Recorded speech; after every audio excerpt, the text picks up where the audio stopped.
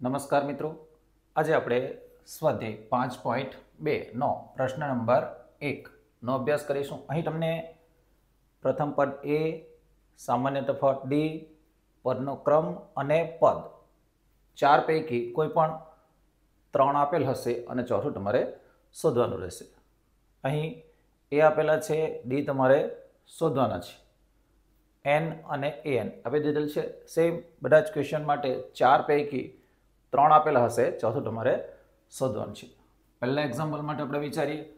તમારી પાસે ફોર્મ્યુલા છે A N is equal to A plus N minus one into D, જે પૈકી એ, એન અને ડી આપેલ છે એ તમે શોધી શકો.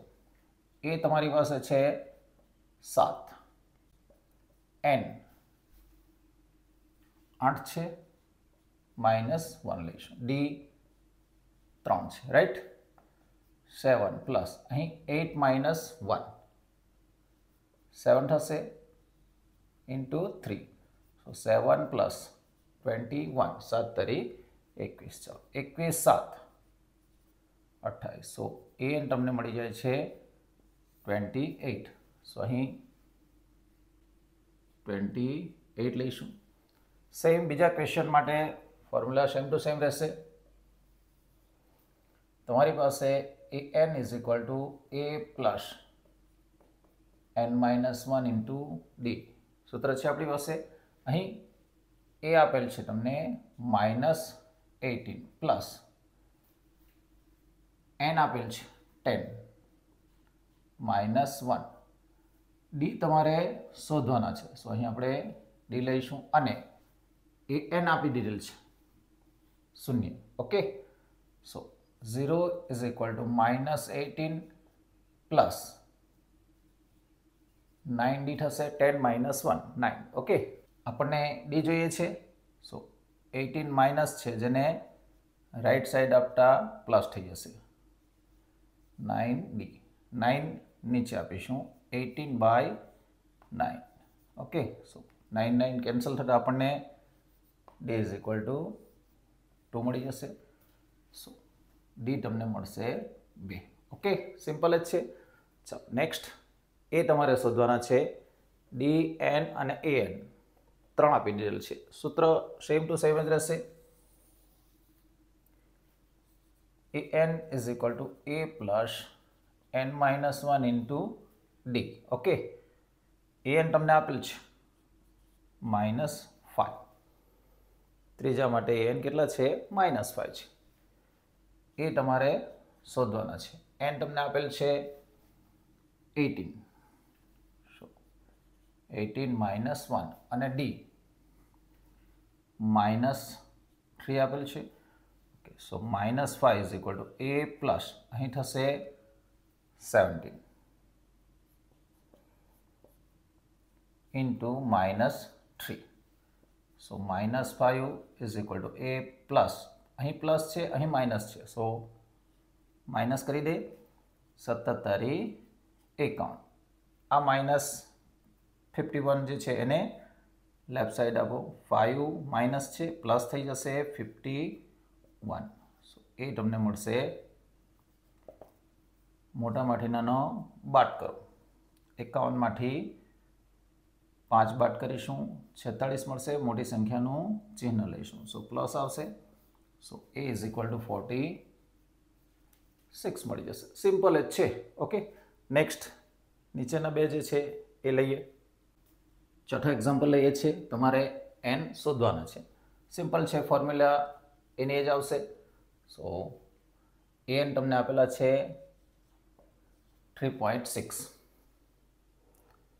એ તમને આપી દીધેલ છે -18.9 પ્લસ એન તમારે શોધવાના છે. ડી 2.5 આપેલ છે.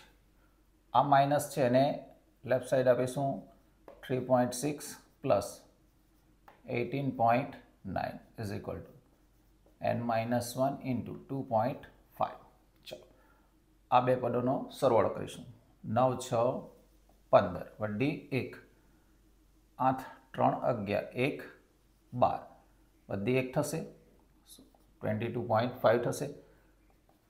યર n-1 ઇન્ટુ 2.5, આ જે 2.5 છે એને નીચે આપી દો. સો 22.5 બાય 2.5 n-1. ઓકે, હવે આ જે દશાંશ ચિહ્ન છે એને આપણે દૂર કરીશું. લાઈક 225 કરી દઈશું. છેદમાં શું આવશે? 10. પોઈન્ટ પછી એક સંખ્યા હોય 10 આવશે. એ જ રીતે નીચે પણ 2.5 છે ને 25 કરી દે. છેદમાં 10 આવશે. એ ક્યાં જશે? ઉપર. ઓકે, સો n-1. 10 કેન્સલ થઈ જશે. 25 9, 25 9 225. Okay, so 9 is equal two n-1. -1 left side આપો, પ્લસ થઈ ગયા. સો n is equal two 10. Clear? Last one ખૂબ જ સરળ છે. an તમારે શોધવાનું છે. એ તમારી પાસે છે 3.5 પ્લસ n તમારી પાસે છે 105 -1 and d 0 છે. ઓકે, સો 3.5 પ્લસ 0 સાથે ગુણાકાર હોય 0 થઈ જશે. ઓર વ્યવસ્થિત રીતે કરવું હોય 104 કરો અને 0 સાથે. ઓકે, 3.5 0 સાથે હોય 0. સો આન્સર તમને મળશે 3.5. અહીં તમને n કેટલા મળે છે? 10 અને an 3.5. ખૂબ જ સરળ છે. સ્વાધ્યાય 5.2 ની અંદર શરૂઆતના 4 દાખલા જે છે એ જો તમને સમજાઈ જાય તો દરેક એક્ઝામ્પલ આવડી જશે. સિમ્પલ વાત છે. તમારી પાસે સૂત્રની અંદર 4 પદો છે, લાઈક an, a, n અને d. આ 4 પૈકી કોઈ પણ 3 તમને ખબર હોય, ચોથું તમે શોધી શકો. બરાબર છે? અહીં સ્પષ્ટ a, d, n, an વગેરે આપી દીધેલા છે. બટ એક્ઝામ્પલની અંદર શું હશે? હવે પછી કોઈક સમાંતર શ્રેણી આપેલી હશે, એમાંથી તમારે a અને d મેળવવાના રહેશે. ઓકે, અને પછી શોધવાનું રહેશે. પ્રશ્ન નંબર 2 લઈશું, જેની અંદર તમને 2 સમાંતર શ્રેણી આપેલ છે અને એના માટે તમારે 30મું પદ અને બીજી શ્રેણી માટે 11મું પદ શોધવાનું છે. વિકલ્પ તમને આપેલ છે. ઇન શોર્ટ ક્વેશ્ચન ટાઈપ છે, MCQ છે. ઓકે, સિમ્પલ છે. તમને આપેલ શ્રેણી છે a 10 7 4 શ્રેણી આપેલ છે. તમારે 30મું પદ શોધવાનું છે. શ્રેણી તમને આપેલ છે એના માટે 30મું પદ શોધવાનું છે. તમારી પાસે ફોર્મ્યુલા છે an is equal to a plus n-1 into d. a પ્રથમ પદ કેટલું છે? 10. n 30મું પદ શોધવાનું છે. સો 30 લઈ લો, -1. d સામાન્ય તફાવત તમારી પાસે નથી, તો d શોધવા માટે સિમ્પલ છે. બીજા પદમાંથી પહેલું પદ બાદ કરી દો. સો 7 - 10 -3 મળશે. ઓકે, એ માટે સિમ્પલ વસ્તુ છે એટલે આપણે એની ગણતરી કે લખવાનું હોતું નથી. છતાં પણ શરૂઆત છે. ફર્સ્ટ એક્ઝામ્પલ હોય a પ્રથમ પદ 10 છે, સામાન્ય તફાવત d, બીજા પદમાંથી પહેલું પદ બાદ કરો, ઓર ત્રીજા પદમાંથી બીજું બાદ કરશો તો પણ ચાલશે. ઓકે, સામાન્ય તફાવત લઈ લીધો. ત્યારબાદ n ઇઝ ઇક્વલ ટુ 30, 30મું પદ તમને આપી દીધેલ છે. ઓકે, સો તમને આપેલી વિગત જે છે એ અહીં મૂક્યા છે. અહીં તમને d -3 મળે છે. Okay, 10 plus 29 -3. સો 10 આ પ્લસ છે, આ માઇનસ છે, સો માઇનસ થશે. 29 તારી 87. ઓકે, પ્લસ માઇનસ હોય બાદબાકી થશે. 87માંથી 10 બાદ કરશો 77 આવશે અને મોટી સંખ્યાનું ચિહ્ન રાખીશું. ઓકે, સો આન્સર તમને -77 મળશે. ઇઝ ઇટ છે? ઓકે, બીજા માટે વિચારીએ. શ્રેણી તમને આપેલ છે -3 -½ 2. 11મું પદ તમારે શોધવાનું છે. સો સૌથી પહેલાં આપણે a -3 લઈશું. ડી સામાન્ય તફાવત, બીજા પદમાંથી પહેલું પદ બાદ કરીશું. સો a2 માઇનસ a1 પ્રમાણે માઇનસ હાફ છે માઇનસ આ -3 છે, સો પ્લસ થઈ જશે.